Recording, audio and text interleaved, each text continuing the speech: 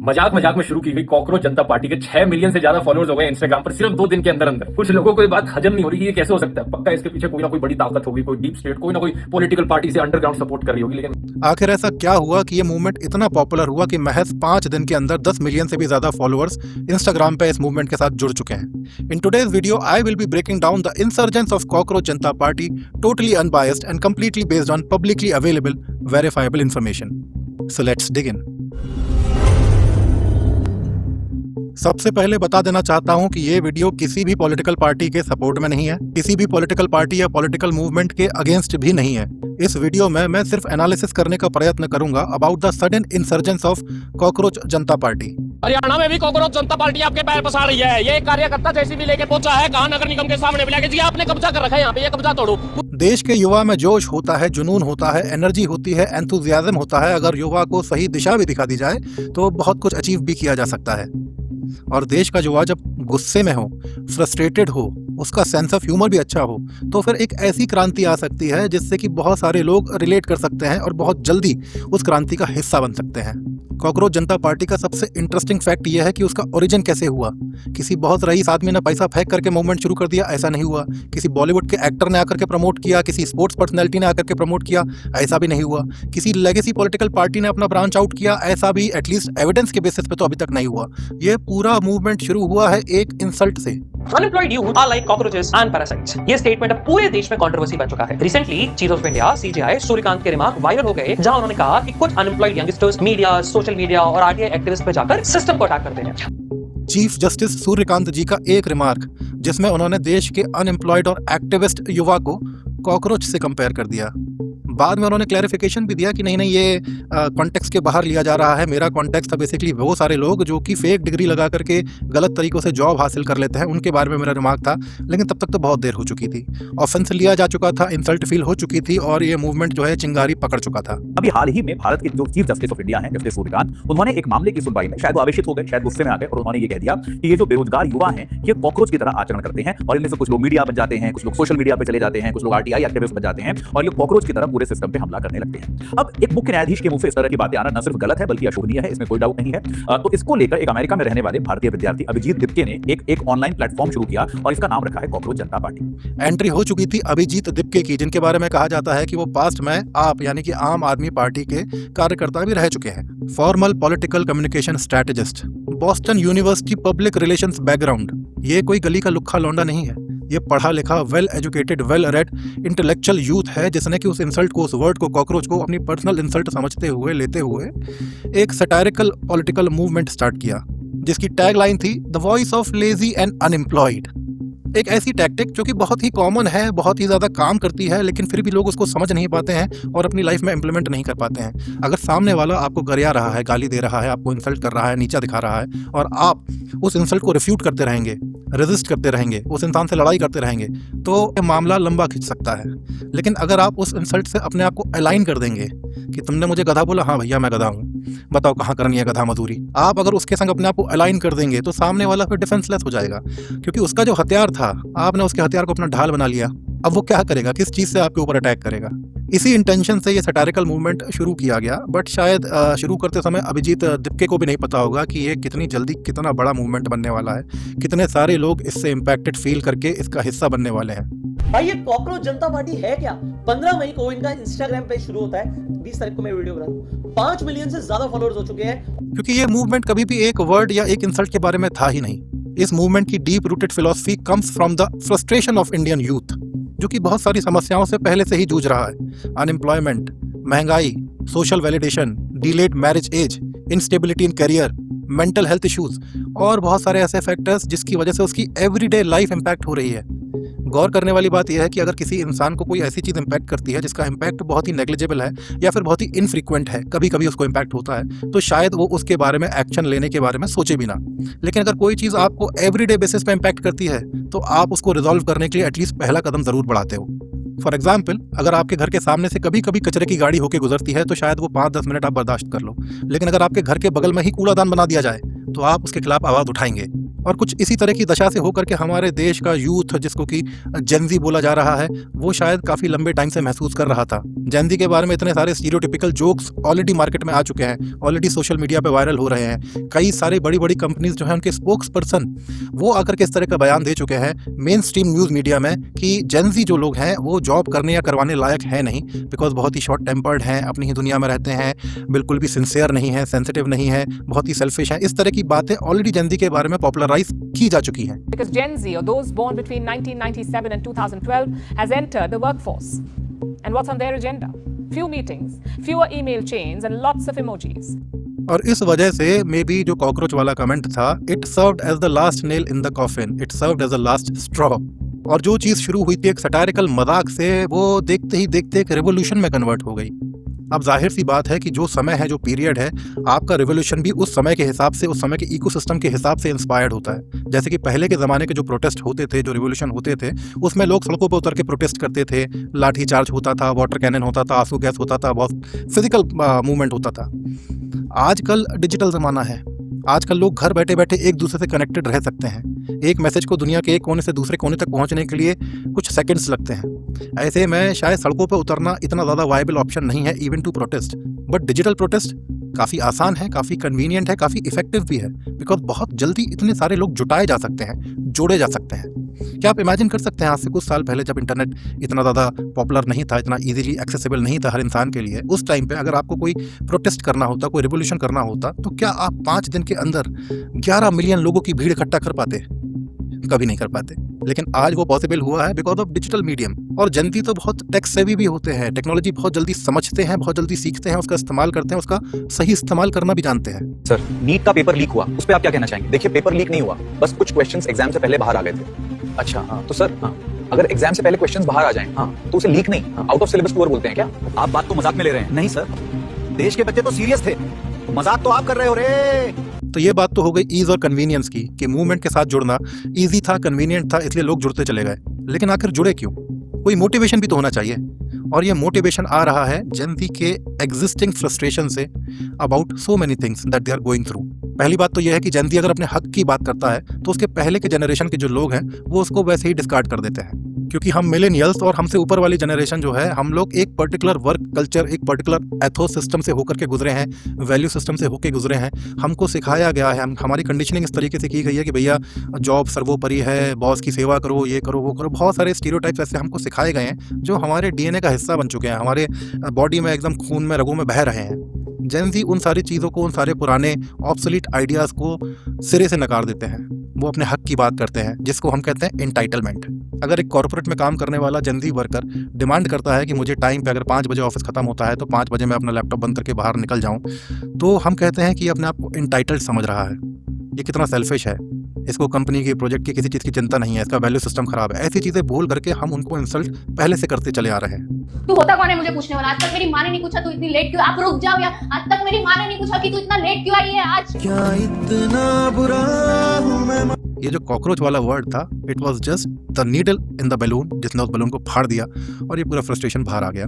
दूसरा रीज़न इस पूरे मूवमेंट का बहुत ज़्यादा पॉपुलर होने का वो ये था कि ये मूवमेंट शुरू हुआ है मीम कल्चर से। अब पहले के ज़माने में कहावत होती थी कि action speaks louder than words, लेकिन आज के डिजिटल ज़माने में ये कहावत मॉडिफाई होकर बन जाएगी कि meme speaks louder than jokes, then songs, and sometimes even louder than entire Bollywood movies. Because इतनी ज़्यादा पॉपुलर होने के बावजूद भी हो सकता है कि कई सारे लोगों ने धुरंधर मूवी अभी तक नहीं देखी होगी, लेकिन ये वाला जो मीम है, अगर किसी इंसान के हाथ में फ़ोन है तो ऐसा हो ही नहीं सकता कि उसने ये वाला मीम कभी ना कभी ना देखा हो। तो जब ये पूरा का पूरा मूवमेंट ही मीम कल्चर से शुरू हुआ, लोग बहुत क्रिएटिव हैं, लोग बहुत अच्छा सेंस ऑफ ह्यूमर भी रखते हैं, स्पेशली यंग जनरेशन में बहुत इजीली किसी चीज़ से ऑफेंड नहीं होते।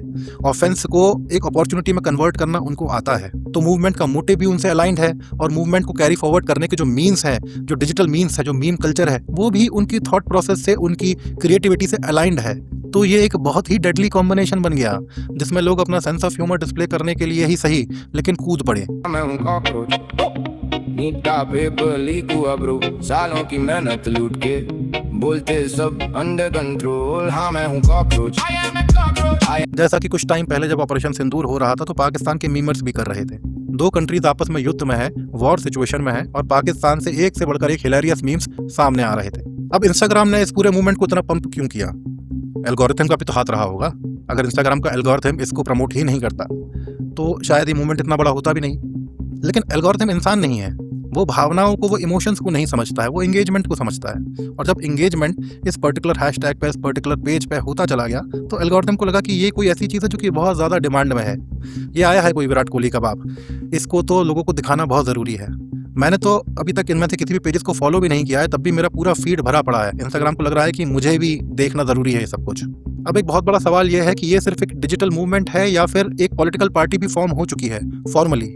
तो इस वीडियो को बनाने से पहले तक मैंने जितना भी रिसर्च किया था उसमें मुझे ऐसा कोई एविडेंस नहीं मिला कि कॉकरोच जनता पार्टी जो है इलेक्शन कमीशन के पास जाकर के फॉर्मली रजिस्टर्ड एक पॉलिटिकल पार्टी बन चुकी है या फिर इलेक्शंस कंटेस्ट करने का प्लान कर रही है। ऐसा कोई एविडेंस अभी तक नहीं मिला है। इन्होंने इंस्टाग्राम पे मीम्स के थ्रू ही और पोस्ट के थ्रू ही अपना मैनिफेस्टो, एजेंडा, ये सब कुछ चीज़ें शेयर करना शुरू ज़रूर कर दिया है, लेकिन वो एजेंडा, वो मैनिफेस्टो इम्प्लीमेंट कैसे होगा, वो एग्जीक्यूशन लेवल तक कैसे पहुँचेगा, ये अभी एटलीस्ट एविडेंस बेसिस पे तो क्लियर नहीं है। One moment! One nation! One change! In history! इसीलिए शायद इस चीज़ को लेकर के बहुत सारे लोग थ्रेट महसूस कर भी नहीं रहे हैं। उनको लग रहा है कि इंटरनेट का एक और ट्रेंड है, जैसे इतने सारे ट्रेंड आते हैं चले जाते हैं, कुछ दिनों में ये भी चला जाएगा। जबकि इस ट्रेंड में एक बहुत ही डेंजरस बात है जिससे कि शायद डरने की नहीं लेकिन उसको सीरियसली लेने की ज़रूरत हम सबको है। और वो डेंजरस बात यह है कि ये मूवमेंट अब एक मजाक से इमोशन बन चुका है। इमोशन के बाद नेक्स्ट स्टेप होता है आइडेंटिटी बनाना। आइडेंटिटी से कम्युनिटी बनती है और कम्युनिटी से रिवोल्यूशन आता है। तो हो सकता है कि एक बहुत बड़ा मजाक हो, लेकिन ये भी पॉसिबल है कि एक बहुत बड़े रिवोल्यूशन की शुरुआत हो। मौके की बात यह है कि चीफ जस्टिस ने इंसल्ट के लिए जो वर्ड चूज किया कॉकरोच, वो इस पूरे मूवमेंट की फिलॉसफी से इतना बढ़िया फिट बैठ रहा है। बिकॉज कॉकरोच की बहुत सारी क्वालिटीज होती हैं। रेजिलिएंट होता है, न्यूक्लियर वॉर भी हो जाए तो भी कॉकरोच नहीं मरता है, सर्वाइवर होता है, किसी भी कंडीशन में जिंदा रह सकता है, साफ सफाई के माहौल में भी रह सकता है, गंदगी में भी रह सकता है, गटर में भी रह सकता है। लोग इग्नोर करते हैं लेकिन होता हर जगह है। 5 स्टार होटल की किचन तक में पाया जा सकता है। तो कॉकरोच जो है हर जगह है और कॉकरोच को एलिमिनेट करना बहुत मुश्किल है। ये बिल्कुल वही फिलॉसफी है जो कि इस मूवमेंट के द्वारा प्रचार भी की जा रही है। अगर चीफ जस्टिस ने कोई दूसरा जानवर या इंसेक्ट यूज कर लिया होता तो शायद इनको अलाइनमेंट करने के लिए थोड़ी दिक्कत आती। क्या ऑलरेडी स्टैब्लिश्ड पॉलिटिकल पार्टीज को और स्टैब्लिश्ड सिस्टम्स को कॉकरोच जनता पार्टी से डरने की, थ्रेट महसूस करने की जरूरत है?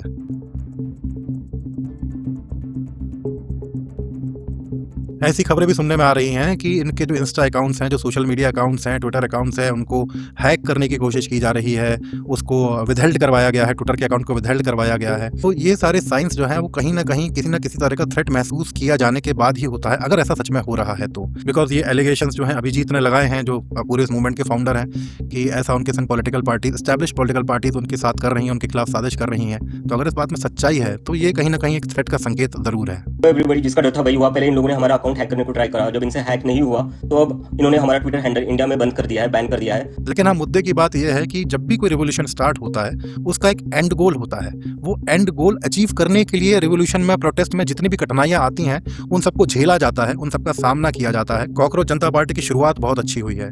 अब ये मूवमेंट कहाँ तक पहुंचेगा? क्या ये वाकई में एक सीरियस मूवमेंट है जिसका कोई एंड गोल है, जिसको अचीव करने के लिए कोशिश की जा रही है?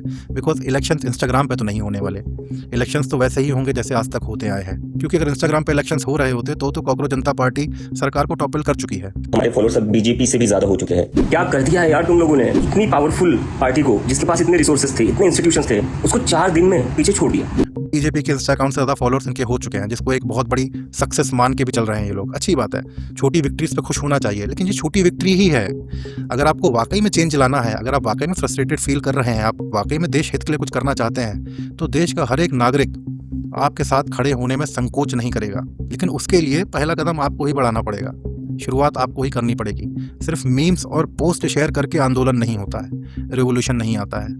उसके लिए आपको फिजिकल एफर्ट भी डालना पड़ेगा, घर से बाहर निकलना पड़ेगा, अपनी पार्टी को फॉर्मुलेट करना पड़ेगा, फॉर्मलाइज करना पड़ेगा, अपना मैनिफेस्टो जो है उसको एग्जीक्यूशन लेवल तक लेके जाना पड़ेगा।